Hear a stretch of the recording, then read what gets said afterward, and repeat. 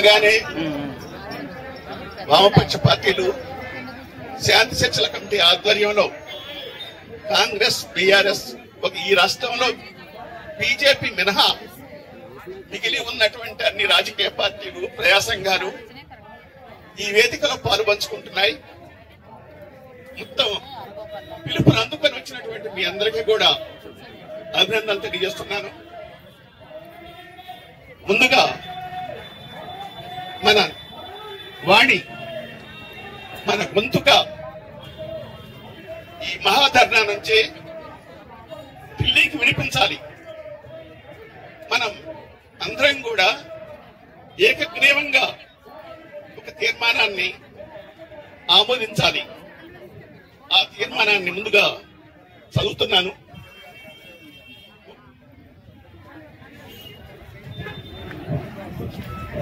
మహాధర్నా తీర్మానం: ఆపరేషన్ కగార్ పేరిట సాగిస్తున్న హత్యాకాండను వెంటనే ఆపాలి.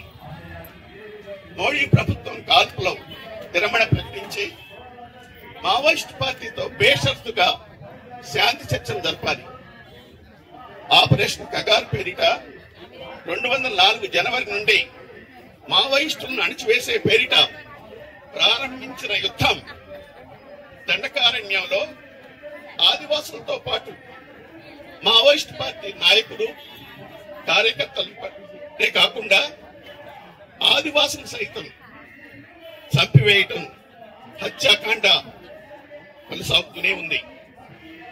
గత 17 నెలల్లో దాదాపు 540 మందికి పైగా ఇప్పటికే బలి ఉంది. ఈ చనిపోయినటువంటి వాళ్ళల్లో 3వ వంతు పైగా ఆదివాసులు ఉన్నారు. ఇదంతా కూడా అభివృద్ధి పేరిట రాజ్యాంగం, చట్టాలలో పేర్కొన్న ఆదివాసుల హక్కులను కాలరాయట జరుగుతోంది. అక్కడి ప్రకృతి వనరులు, ఖనిజ సంపద, స్వదేశీ విదేశీ కార్పొరేట్లకు దారాదత్తం చేయడానికి ఈ కగార్ పేరిట మారణ హోమాన్ని, యుద్ధాన్ని కొనసాగిస్తోంది. మావోయిస్ట్ పార్టీ ప్రధాన కార్యదర్శితో సహా 28 మందిని 21న చంపిన తరువాత మరుసటి రోజే లాయిడ్ అనేటువంటి సంస్థకు 2057 ఎకరాల అడవి భూమి అప్పగిస్తూ 1,23,000 చెట్లను, అడవిలో చెట్లు కొట్టడానికి కూడా అనుమతిస్తూ కేంద్ర ప్రభుత్వం అనుమతించింది.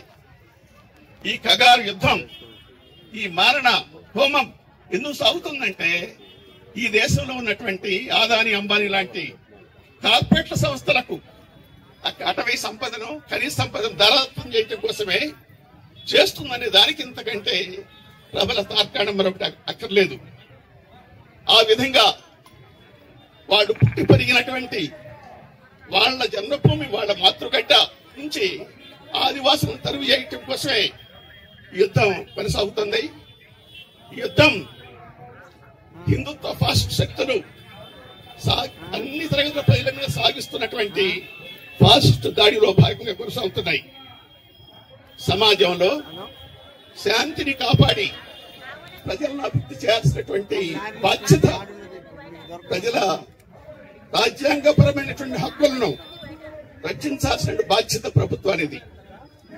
అన్ని విషయాలలో రాజ్యాంగం, చట్టాలు ప్రభుత్వానికి మార్గదర్శకంగా ఉండాలి, వాటి కట్టుబడి ఉండాలి. కానీ వచ్చే ఏడాది మార్చి 31 వరకు గడువు విధించి నక్సలైట్లను నిర్మూలిస్తానని హోంమంత్రి, దేశ ప్రధాని పదే పదే మాట్లాడటం రాజ్యాంగానికి, చట్టాలకు వ్యతిరేకం. మావోయిస్ట్ పార్టీ శాంతి చర్చలకు అనేక సార్లు వస్తానని ప్రకటించినప్పటికీ కూడా వారి భౌతికంగా నిర్మూలిస్తామని ప్రభుత్వం పదే పదే ప్రకటిస్తూ మాట్లాడటం అనేటువంటిది అత్యంత దుర్మార్గమైన విషయం. ఒకవైపున ఈశాన్య రాష్ట్రాలు, కాశ్మీర్తో సహా అక్కడ ఉన్నటువంటి సాయుధంతో చర్చలు జరిపినటువంటి ప్రభుత్వం, ఒప్పందాలు కుదుర్చుకున్న ప్రభుత్వం శాంతి చర్చలకు సిద్ధంగా ఉన్నటువంటి మావోయిస్ట్ పార్టీతో మాత్రం చర్చ జరపంటుంది, భౌతికంగా నిర్మూలిస్తామంటుంది. ఇటీవలే మనం పహల్గాంలో టెర్రరిస్టులు చేసినటువంటి ఘాతుకాన్ని చూశాం. అటువంటి టెర్రరిజాన్ని ప్రోత్సహించినటువంటి పాకిస్తాన్ తోటి చర్చలు జరిపింది, ఒప్పందం చేసుకుంది. కానీ మావోయిస్ట్ పార్టీతో మాత్రం చర్చించడానికి సిద్ధంగా లేదు. ఇది శాంతి అనేటువంటిది దేశంలో అభివృద్ధికి చాలా ముఖ్యం. ప్రజాస్వామిక వాతావరణం కావాలంటే శాంతియుత వాతావరణం కావాలి. కనుక మోడీ ప్రభుత్వం అనుసరిస్తున్నటువంటి విధానం దేశంలో ప్రజాస్వామికాన్ని అభివృద్ధి చేయడానికి కానీ దేశాభివృద్ధికి కానీ ఎంత మాత్రం కూడా తోడ్పడదు, శాంతికి అసలే తోడ్పడదు. మా శాంతి చర్చల కమిటీ ఏదైతే ఉందో దాని లక్ష్యం శాంతిని నెలకొల్పటం, ప్రాణ నష్టం జరగకుండా చూడటం. సాయుధ ఘర్షణలో అనేక మంది ప్రాణాలు కోల్పోతున్నారు. ఎవరు ప్రాణాలు పోయినప్పటికీ కూడా అది బాధాకరమే.